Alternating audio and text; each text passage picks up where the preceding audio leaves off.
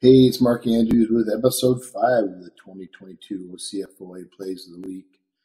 Guys, I want to apologize. I know it's been a while since I put out a Plays of the Week video.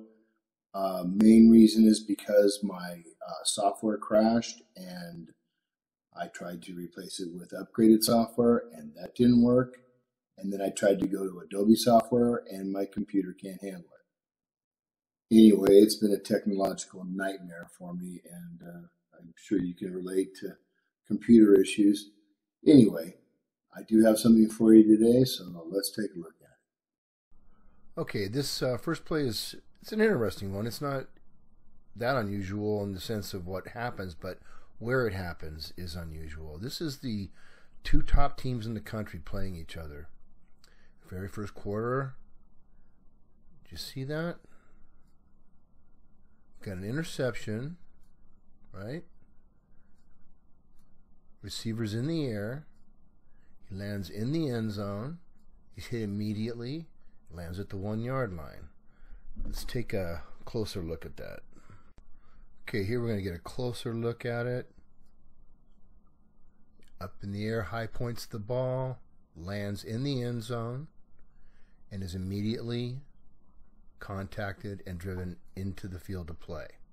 What do we have? So there's several rules in the rule book about balls going into the end zone, different situations. 853 tells us that a forward pass intercepted in B's end zone and becomes dead there in B's possession is a touchback. But that's not what we have here. The forward pass is intercepted, technically in B's end zone, while it's where he landed, but it didn't become dead there, so we don't have a touchback. Do we have a safety? No. But does the momentum rule apply? I'm going to find the momentum rule here. Okay, so it's a safety when a runner carries the ball from the field of play to and across his own goal line and becomes dead there in his team's possession. Okay, so we have everything but the becomes dead there, and that's where the momentum rule exception applies, and that says basically that a ball, an interception, a free kick, a backward pass, a fumble That is possessed by R or B that's caught in this zone here, and then the ball becomes dead in the end zone, then we have the momentum exception. So if he catches it on the 3 and goes into the end zone through his own momentum, not by his own volition, we're going to spot the ball on the 3. But that's not what we have here. So what do we have? Well, I had to consult a number of rules experts, and they all said the same thing. It's forward progress. Ball's on the 1-yard line. And the way it was explained to me is if this same play had occurred on the 40-yard line, and then the receiver, now defender, hit the player that intercepted the ball and drove him 2 yards forward to the 42, where would we spot the ball? We'd spot it on the 42. So did they get it right? Let's take a look. Here's the next play. It's on the 1-yard line. They got it right. Good job. So this is a very unique thing. I've never seen it before, but it's something to keep in mind. Remember, forward progress applies here, and so don't go making stuff up. I had several officials talking about, oh, he started to come out on his own volition and all this other stuff. None of that matters. Okay, it's simply forward progress. That's all it is. All right, let's move on. All right, so now we're going to talk a little bit about getting it right. And by getting it right, I mean if you have definite knowledge that an incorrect call has been made, whether it's a foul or in this case a touchdown, you have to share that with the official who's making the call. I don't care where it's from. If you know for sure, you're going to share. Okay? Let's take a look at this play.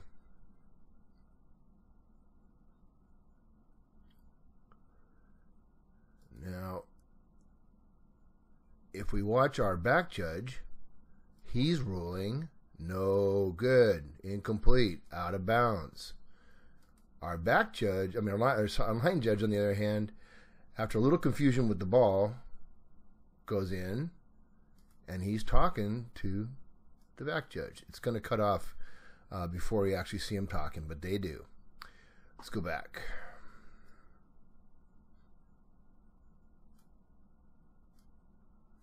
Okay.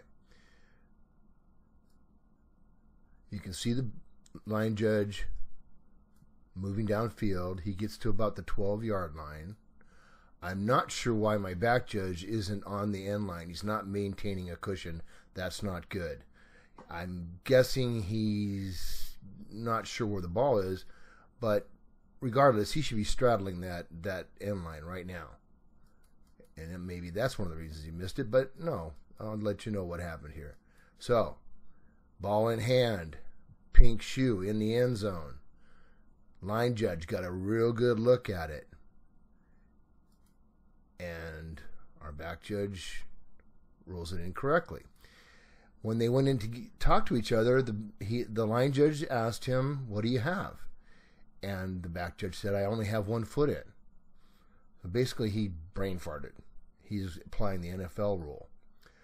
After getting together and then getting together with the referee, they overturned this decision and called it a touchdown. Now, were the optics good? No. But they got it right because he was willing to fish in somebody else's pond. Let's take a look at another example. Okay, here's another example of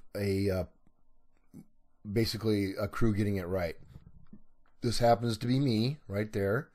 We're doing a very big game. This is St. John Bosco, the #1 team in the country, playing one of their rivals, Servite. So big game. I'll just let you watch this. And what we have here is a couple of things. This is somebody else's comment, but he's right. We can't even see the back judge, right? And what's the proper placement? He should be 7 to 10 yards to the side and 3 to 5 yards behind. Okay. We can't even see him. He's not in frame. There he is right there. Obviously not 7 to 10 yards or 3 to 5 to the side. Okay. So I'm watching, back judge is watching. He doesn't know when the ball got there. And I throw the world's most pathetic flag right here. Watch this. Really. Had to pick it up and put it where it belonged. So we'll take a look at it from the end zone. You'll get a much better look at the actual contact in the ball.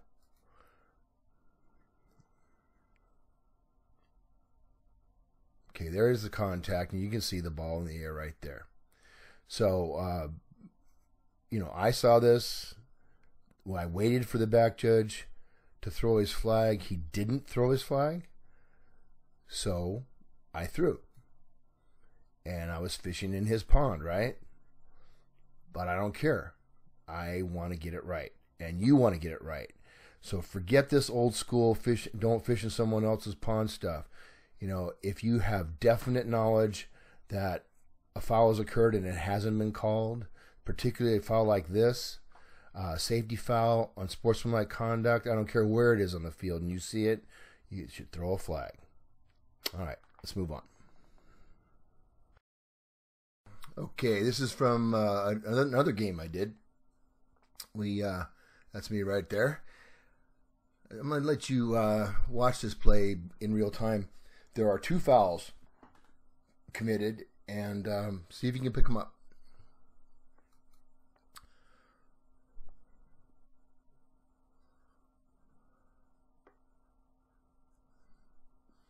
All right, let's go back. Okay, turn on the annotations, see what we got here. Okay, it's a pitch to the running back. And we see the defender. He's got him in his sights. Now, you notice the defender leading with his head. This is a big time indicator that we have a potential foul, right? He's not attempting to wrap. He's leading. He's going to smack him. Now, I don't think he hit him above the shoulders. And if he didn't, this is spearing. It's not targeting, but it doesn't matter because it's still 15 yards. So believe it or not, if you watch my back judge, he actually throws on this, which is a great get. There he goes right there. Now, here's our second foul. You can see that the now defender's focus and concentration is on the runner. The only way that this player can legally block this player is with arms extended, open hands. Let's watch what he does. He hits him with his shoulder. Okay. The next part is where we get fooled. He pushes him. Okay. And oftentimes, and this has happened all season, I'm hearing, oh, he pushed him. No, the push was after the fact. The push was after he committed the illegal block. Right? Boom. That is not a legal blindside block. So we missed that one. We got the spearing or targeting or whatever you want to call it. The question now is, where do we enforce from? Where do we enforce from? So let's bring in our rule book. So this is a running play, and the end of the run is where the ball becomes dead, where the runner loses possession if his run is followed by a loose ball, which is exactly what we have. So once we determine where that ball is lost, and it looks like it's the 22 to me, we would march it off half the distance to the goal line. It would be on the 11-yard line, first down, 1st and 10 from the 11. All right, let's move on. All right. The kicking game. Don't we love it? Don't we screw it up all the time? The answer is no and yes. Okay. This is a really interesting play. It doesn't happen very often. I don't think I've ever been involved in a game where this happened. But if you watch, the kicker is going to kick the ball straight into one of his linemen as he's being pushed back. You can see the ball right there. And we're going to have a whole bunch of people saying, where's the ball? Where's the ball? If you look, the neutral zone, the line of scrimmage is around the 13. The ball comes down at around the 7 and then bounces backwards, so it's clearly behind the neutral zone. This player right here tries to recover it. He just muffs it, and it goes onto the ground, and the K player recovers it. So what do we have? Now the coach for the kicking team wants the ball because R touched it. Is that the right call? Let's take a look at it again. Still can't really see it hit the guy, but wish we could. So we all know that if R touches the ball, a scrimmage kick, and K subsequently recovers it beyond the neutral zone, it's K's ball. But it has to be, the touching has to be touched by a receiver who is clearly beyond the neutral zone at the time of touching. In addition, the kick's not over. So the kick ends when a player gains possession or when the ball becomes dead while not in player possession. So this is still the same down. It's 4th down. The kicking team recovers the ball and it is declared down like we have right here. The down is over. We've got a turnover on downs. They did not make the line to gain. Now, they could have picked it up and done something with it. They could run, they could pass, they could kick. We know this, right? Because it's behind the neutral zone. But they didn't do any of that.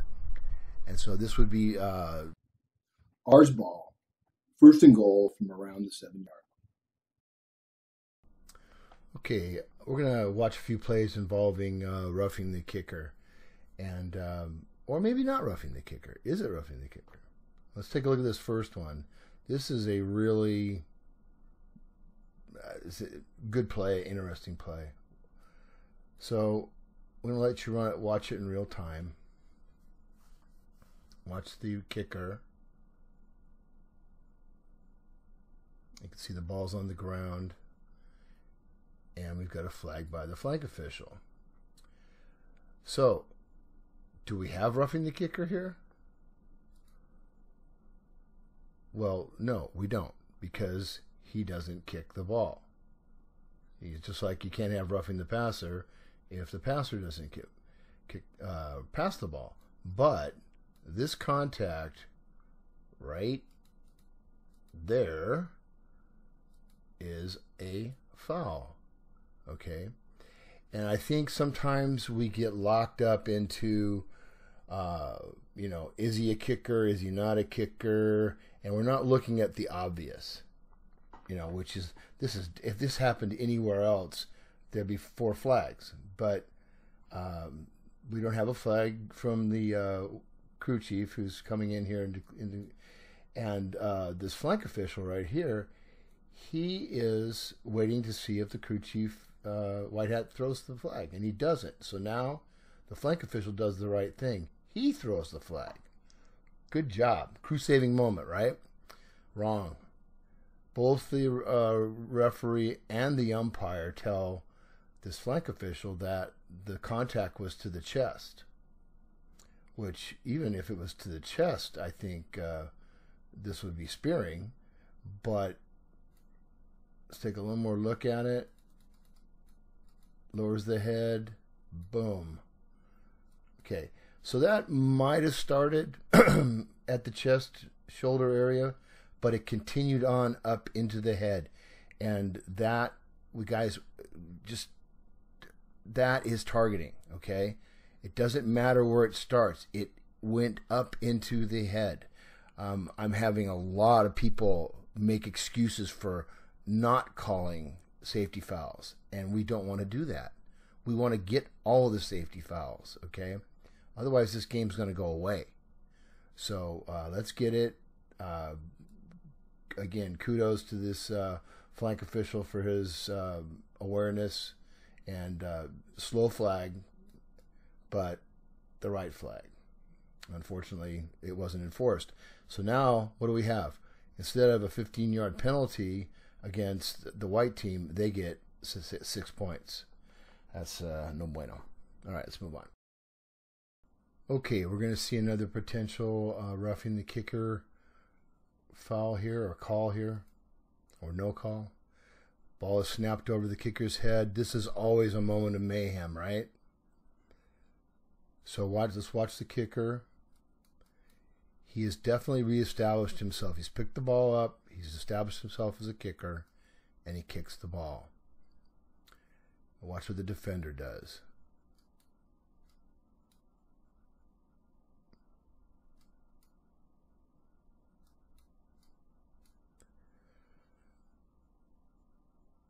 Now I've got 2 officials back there, and I spoke with the umpire and asked him what he saw, and he said, yes, I saw roughing the kicker. What you will see in the next frame is that the referee does throw a flag, but not for roughing the kicker. So let's watch it. There's the contact. The referee just sort of coming down, and look what we got here. Coaches coming onto the field. They're mad. They're, come on, man. What is this? And he's going to, take off his headset, and he's ranting and raving. And the white hat throws an unsportsmanlike conduct foul on him, and he deserves it. I mean, yes, this was a blown call, but you can't do this. But it adds insult to injury, because now they're going to put 15 yards onto the end of the kick, and we have a kid really hurt down here. You can see his teammate signaling. The trainer from the other team is sprinting onto the field. And my umpire, assumes that that flag is for roughing the kicker and didn't drop one. So don't assume. If you see a foul, call it. And if it's for the same foul that the other guy has, great. If it's for something else, great again. Maybe we have offsetting penalties. Maybe we have a 5-yarder and a 15-yarder. You don't know. But if you see the foul, call it. Okay? And then in these kicking situations, we've seen 2 instances where I think both the referees made assumptions of what was going to happen. I think this referee assumed that kicker couldn't possibly reestablish himself. But regardless of whether he reestablished himself, this is a foul. But he's thinking he's got to reestablish. But that hit right there is illegal all day. And he's just not processing it correctly. All right, let's move on. All right, guys, this is literally the 10th time I have tried to describe this play and what happens and why it happens and everything else. And one of the main reasons is because this is an outstanding group of officials, and I tried to figure out what in the heck could have led to the decisions that were made here.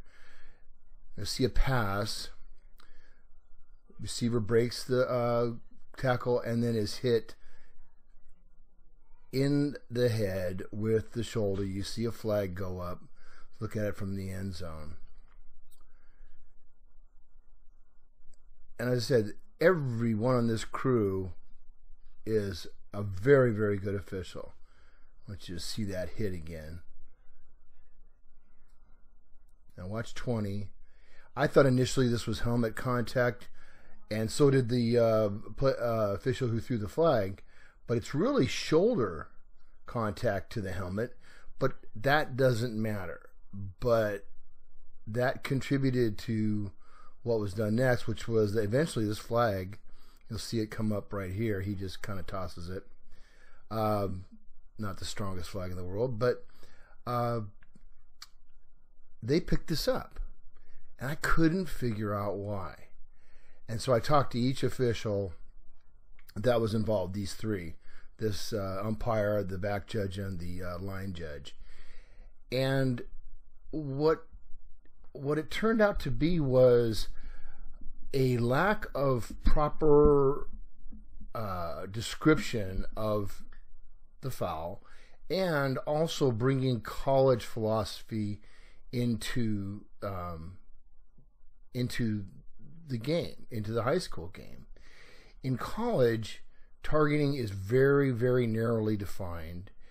It has just all kinds of ramifications, of course, if it's called, because we have the player being ejected and so on. So there's all these restrictions on whether it can be called or not. And one of the requirements is crown of the helmet. Well, that's not true in high school, right? High school, the definition of targeting is very broad. Let's turn it on. Let's see the definition here. Go back there. Targeting is an act by any player who takes aim and initiates contact against an opponent above the shoulders with the helmet, forearm, hand, fist, elbow, or shoulders. Basically, anything above the waist, right? With the contacts above the shoulders of the opponent. Well, when you'll see the umpire come in here, and he's again one of our top officials, and he says, what do you have? And initially, the back judge reports face mask to face mask contact. Not that would really matter, but then he changed it to I think he changed it to helmet, or again got into all kinds of different descriptions of this, and I think my line judge is over here. You see, he's a college official, very experienced. he told me he didn't have a real great look at this. Okay. There are players in between him and the action, but the back judge does have a great look at it. If you look at the other angle here, look where he is. He's right there. You know, he sees this really well. Now, he tells me that he didn't see it as well as it looks like on film. I take him at his word. But the problem is we have a misunderstanding of how to describe this by the back judge, and then the other officials basically applying a college philosophy to a high school situation. And we just don't want to do that, you know, obviously. And it happens a lot. I can imagine what it's like to have two books in your head at once. But, you know, this is a game that was already won by the team in white. It really wouldn't have hurt anything to let them have this foul. You know, they're not going to win anyway. Throw them a bone. But regardless, this was picked up and it was incorrect. And so my point is that, you know your verbiage of the rules. In other words, especially something like targeting, know exactly what it comprises. And those of you that are doing college, don't bring college philosophy, college rule book onto the high school field, as difficult as that might be. And we won't make mistakes like this. I had no excuse to the coach when he sent this clip in, and as to why this was picked up. And this is like the third to last play of the game. So I mean, it was not a good decision. Anyway, I think I've made my point. You got to know the rules. You got to know the high school rules, and you've got to know how to apply them. All right, let's move on. Well, that'll do it for episode 5 of the OCFOA Plays of the Week. I'm really kind of disappointed in myself in how few videos I got out this season. A lot of it had to do with technical issues that I talked about earlier. Good news is I got a new computer coming, and hopefully this will no longer be a problem. Great comments from you guys. If you have a comment or a question, put it in the comments section in any one of the videos. I don't always get to them right away, but I will answer your questions or comments. If you like this video, let other people know about it. Feel free to use it in any way you want as far as training goes if you're in a different association. I certainly don't care. Please subscribe to my channel so that you get notification. All you have to do is click on my picture in the upper right, and then it'll take you to my YouTube page. Click on subscribe, and then make sure you click on the bell and click on the dark bell that gives you notifications when I release new videos. If you want to watch any of the other Plays of the Week episodes, just click on the icon there on the top left. Thank y'all. It's Mark Andrews signing off.